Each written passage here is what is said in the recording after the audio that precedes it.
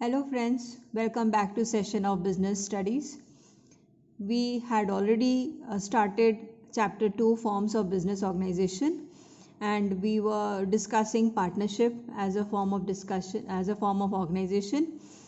After having studied the features, merits and limitations, the types of partners and types of partnership, today we are going to study partnership deed and what is the registration procedure for partnership firm. And today we are also going to introduce another form of organization called cooperative society.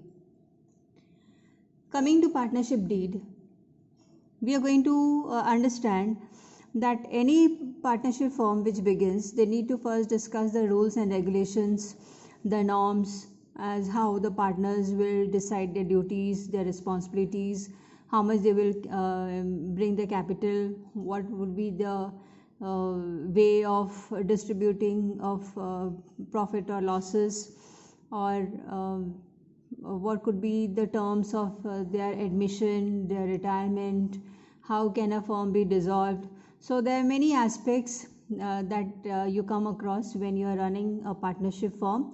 So and generally an agreement is made, is decided into all these aspects. So when they decide all these aspects, all these requirements, then it is said to be an agreement.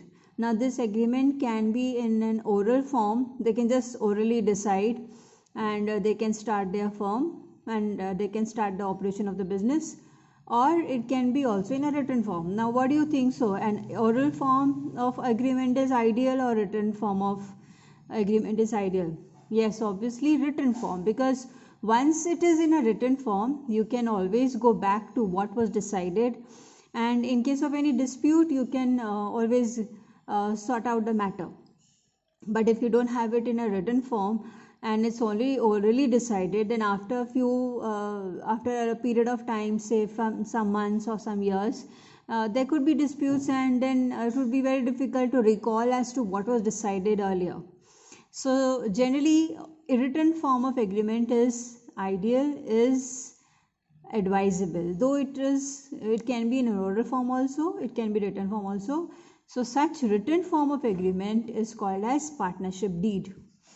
And as I told you, such written agreement will have all the terms and conditions which will govern the partnership, which will say rule the partnership. It will include aspects like the nature of the firm. Everything regarding your partnership firm has to be given out in the detailed form in the partnership deed.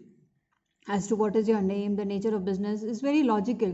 You're going to enter every little detail of your partnership firm, as to where is it located, who are the partners, what are the names, addresses, then what was the capital that they brought in, how they've decided to distribute the profits and losses, how retirement is possible, how partner can be removed, how a new partner can be admitted. All these generally aspects of a partnership form will be included in the partnership deed. So you can see also page 40 where such details are given. Now, after understanding partnership deed, we will understand whether registration of a partnership firm is required or not. And well, Indian Partnership Act 1932, which governs partnership firm, it says that that registration of any partnership firm is not compulsory. So it is up to the partners to decide whether they want their firm to be registered or not. So even if it's not registered, they can continue with the business.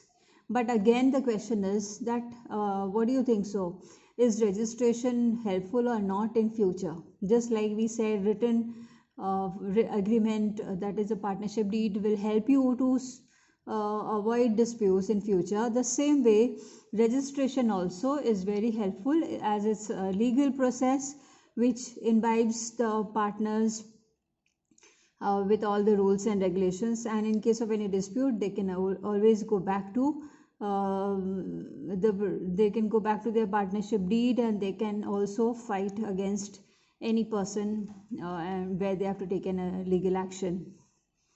Now we will understand as to what is the registration process. So registering means you have to register your name, the partnership firm name, with the registrar of firms, and such registrar of firms is an organization run by the government of each state, and you will register with the registrar of firms in that particular state where the firm is, okay, where the firm is operating the business. So suppose you have started your business here in Ahmedabad, so you will refer to registrar of firms ruled by Gujarat, state of Gujarat. And again, as it is not compulsory, it is optional for the partnership firm to get registered, and the registration is not very tedious. They require again certain documents that have to be filled up. There is an application form. So let us see. Now registration can be done either before you begin your firm, before you begin your business, or after a period of time when you think that okay, I should get registered my firm, then also later on it can be done during its existence. Now to understand the procedure for getting a firm registered, as I told you, there is an application form with it's a prescribed form, means it has all the requirements that have to be filled up by the partners. Again, very logical. It will require the name of the firm, the location, the names of the partners, then again the extent of the capital they have brought in, and the distribution of the profits and losses details, and also whether there are other places where they are running the business, or what is the duration of the partnership. And finally such a form will be signed by all the partners. Then they will also deposit required fees with the registrar of the firm, and after the registrar of the firm after the registrar goes through all these documents and finds everything intact, they will issue a certificate of registration. Now coming to, as we said, registration of partnership firm is not compulsory. So what if a firm does not get registered? So the effects of non-registration of a firm. In case a firm does not get registered, it is deprived of many benefits. So there will be many benefits that they will not get by not registering. For example, there are three you can say there are three cases in which they will not get benefit. Suppose the partner of the unregistered firm, suppose the firm is unregistered and its partner wants to file a case against this firm. There are so many disputes that can happen while running a business. So if a partner wants to file a case against its own firm, or even if a partner wants to file a case against the other partners of the firm, it will not be able to do so because such a firm was not registered. So the partner will not get the benefit. Okay, in this case, the partner who wants to file a case against the unregistered firm will not get the benefit. So a partner will always make sure that the firm where he is the partner should be registered, because in future if there is a problem you will not get any such benefit of illegal action. Now in case of now we see from the view of unregistered firm, what happens, what is the benefit to the registered firm. So if it is unregistered, such a firm will not be able to file a suit. Suit means a case. They will not be able to file a suit against the third parties. So in case such unregistered firm has a dispute with any outside third party, that firm will not get the benefit of filing a case against the third party because they are not registered. So again, from the viewpoint of from partnership firm also, and they will see that we should better get registered, otherwise in future we will not be able to take any legal action upon any third party in case he is not serving them well, or the third party does any fraudulent behavior with them. Now, unregistered firm will also not be able to file a case against its partners. Suppose the firm has found some partner again making a fraud, so now this firm will not be in a position to file a case against its partner because they are not registered. So these are the benefits that they will miss if they are not registered. Now, having studied about partnership as a form of organization, now we'll come to another type of organization, which is cooperative society. Now, cooperative society, as the name suggests, cooperative means they are coming together to serve some purpose.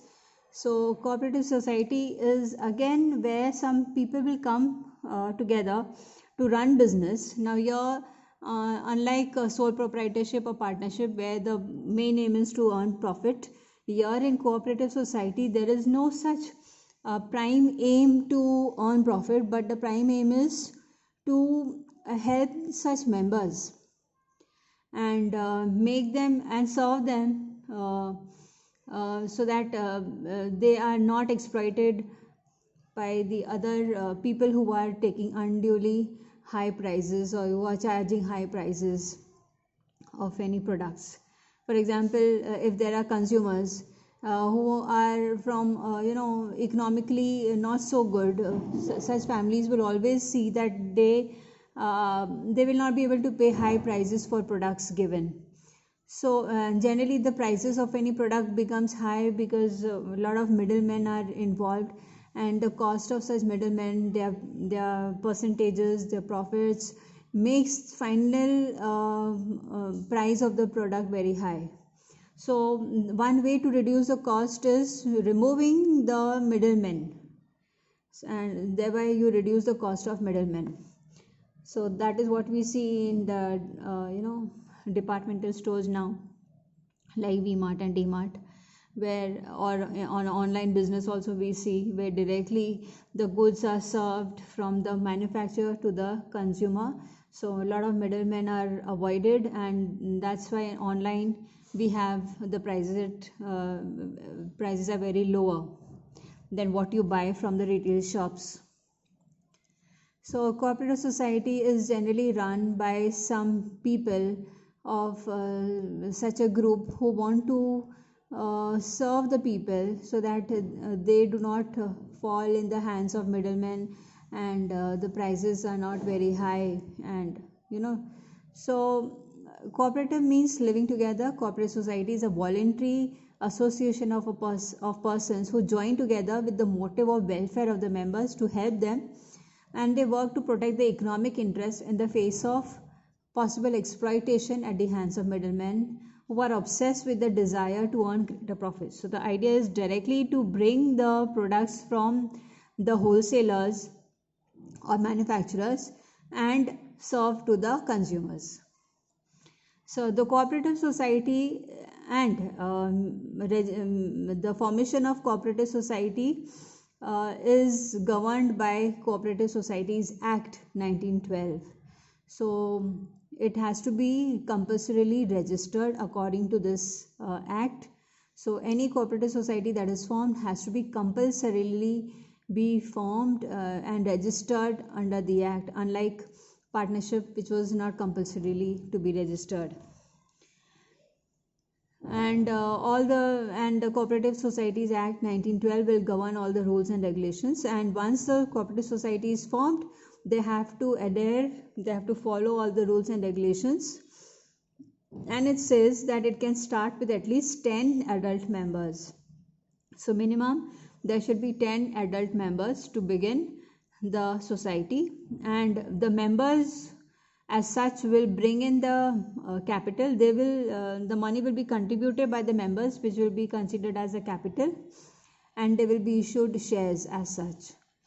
So based on the amount that they've decided per share, they will be issued shares, and whenever the profits are made by such society, such profits will be distributed back to the members by way of dividend.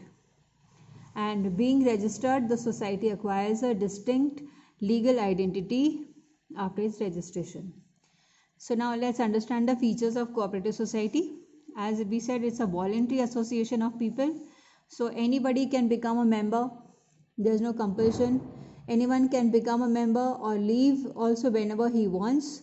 And but yes, according to the terms and conditions of the Cooperative Society Act, notice will be required.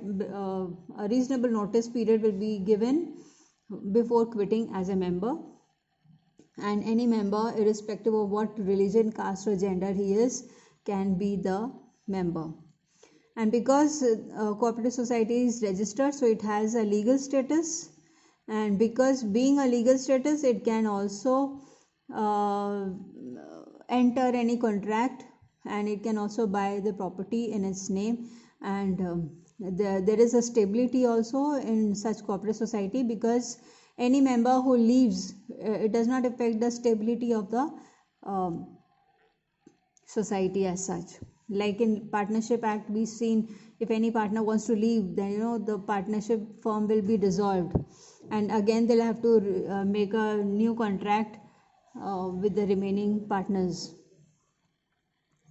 So they enjoy legal status, they can enter any contract, and it earns a stability. Limited liability, here the members enjoy limited liability.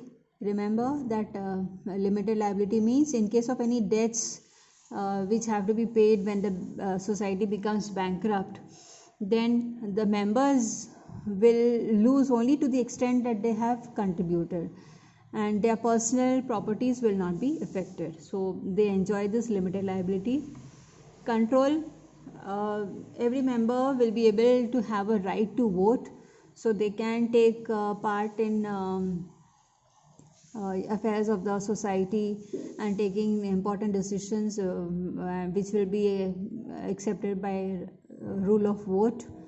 And also from the members, they will choose the members who will constitute the managing committee. That means a managing committee will be formed with some selected members, and such elected managing committee will have the power to take decisions for the cooperative society. So that means a managing committee is formed in which the members will be elected, just like we have our elections where we elect our members to the legislative assembly. So the same way the members will have election in their own level, at their own level, and they will select members who will make this managing committee, and then the managing committee will take all the important decisions for the cooperative society. Service motive. Finally, one important feature is, the last but not the least, the most important feature of such society is, finally, they have to serve for the members. So it shouldn't be that they initially work towards the welfare of members, but then eventually after a period of time they forget and they get attracted and having more profit, and the purpose is not served. So finally they have to keep this, they have to remember this service motive, and it should not be dominating, it should not get dominated by the motive of earning profits like any other business organization. And how much the dividend has to be paid back to the members will be according to the bylaws of the society, according to the rules of the society. That means so Cooperative Society Act will further monitor as to on what basis the dividend has been paid and how much has to be paid, because generally they keep some reserves also, so that they can make use of those extra profits for the further development of the society. So these are the features. Now we'll understand the merits of cooperative society and the limitations of cooperative society. Now from the same features we can understand that there are many merits. Like we saw, every member will have a right to vote. So this voting power is very beneficial for the member to take part in any decision to be taken as far as the operations are concerned. And each member will have equal voting right irrespective of what amount of capital they have invested. Then then limited liability, as we discussed, they enjoy that. Stable existence, like any death, insanity, bankruptcy will not affect the business or stability. Economy in operations means by eliminating the middlemen, it reduces the cost, and that is how they'll be able to serve the members at lower prices of the products. And also, as members, they are themselves the consumers also, so the risk of bad debts is also lower, because they will also try to not to avoid the payments. They will avoid non-payments, and so the risk of bad debt is lower. Support from government, as they are working for the noble cause of towards the welfare of those people who are economically, who need some help. So the government also is serving them. The government will also help them by giving some by giving them some subsidies or low taxes, or they issue the loans at lower interest rates. And ease of forming cooperative society is very simple. It hardly requires any formality, and with minimum bare number of 10 members, adult members, they can start society. And they have to, the rules and regulations are already given in the Societies Act, they just have to follow them. Limitations, limited resources. Now, because these members are such who are economically not so well, and so they will not be able to get as much capital, and because the rate of dividend is also low compared to what you may get from the other investment portfolios, so many people may not be inclined to invest into such societies. So resources are very limited here, and because of lower capital or lower investments, they may not be able to extend the operations. We can say the society cannot run at a very large scale, so there are some limitations there. Inefficiency in management, because again the same thing, because they are not able to gather enough capital, they may not be able to afford high cost of hiring of competent people, or people with who are experts, or who are professionally equipped to handle operations. So the such societies will not be able to hire them, and since it is run by just the members of the society who are just serving on honorary basis, voluntary basis, they may not be so effective or competent to handle operations. So in a long run, it will affect the quality of the operations, and they may not be able to handle large scale operations in future. Lack of secrecy, because such cooperative societies act requires that societies need to have frequent meetings, and the accounts need to be disclosed. So it is very difficult to maintain secrecy about these operations. Government control, since the government is giving subsidies in form of lower taxes and lower interest rates, so obviously they will also in return require the cooperative societies to comply with the rules and regulations imposed by them. So many such rules are very rigorous, that affects the freedom in its working. And differences of opinion, because of many members at the committee, there could be some people whose personal interest may dominate the welfare motive, and this may lead to disputes and differences of opinions. So these are the limitations of cooperative society. And now you are given 2 case studies which you will read and understand and answer them in your book, and there are some exercises also which you will try to answer.